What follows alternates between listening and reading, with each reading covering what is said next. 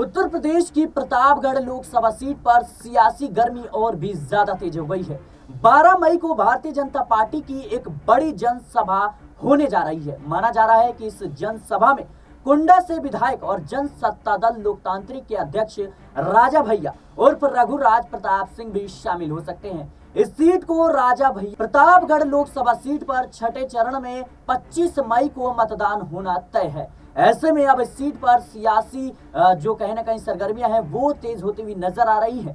भाजपा ने यहां से सांसद विनोद सोनकर को फिर से उम्मीदवार बनाया है, या यूं कहें कि सोनकर पर फिर से एक भरोसा जताया है, जिसे देखते हुए भारतीय जनता पार्टी रविवार को यहां विशाल जनसभा का आयोजन करने जा रही है। ये जनसभा हीरागंज के मां नायर देवी धाम परिसर में होगी, जिसकी तैयारियां बड़े जोरों शोरों से चल रही हैं। खबरों के मुताबिक भारतीय जनता पार्टी की इस विशाल जनसभा में भाजपा के कई वरिष्ठ नेता भी, दिग्गज नेता भी शामिल हो सकते हैं। रविवार को भारतीय जनता पार्टी के इस मंच पर राजा भैया भी दिखाई देंगे।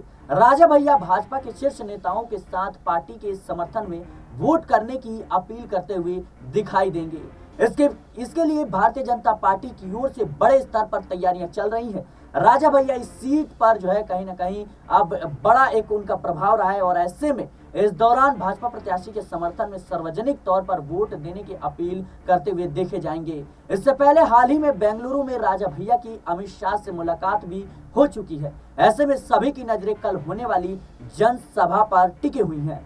बड़ी बात यह है कि बीजेपी प्रत्याशी विनोद सोनकर और राजा भैया की पार्टी जन सत्ता दल के बीच 36 का आंकड़ा है, जो जगजाहिर है, और पिछले कुछ समय से राजा भैया और भारतीय जनता पार्टी के बीच नजदीकियां साफ तौर पर देखी जा रही हैं, और इसका प्रभाव लोकसभा चुनाव पर देखने को मिल सकता है। राजा भैया अयोध्या में रामलला की प्राण प्रतिष्ठा समारोह में भी शामिल हुए थे। यही नहीं, वो अक्सर सीएम योगी और पीएम मोदी सरकार की नीतियों की जो है खुलकर तारीफ भी कर चुके हैं। यूपी में हाल ही में राज्यसभा की 10 सीटों पर हुए चुनाव में उनकी पार्टी ने भारतीय जनता पार्टी के समर्थन में वोट किया था। ऐसे में राजा भैया का अब लोकसभा चुनाव के बीच बीजेपी को समर्थन करना अब राजपूत वोट बैंक की वापसी करा सकता है, जो Rajput vote bank Bharatiya Janata party से नाराज था, यूं कहें कि उनके हाथों से फिसलता हुआ नजर आ रहा था।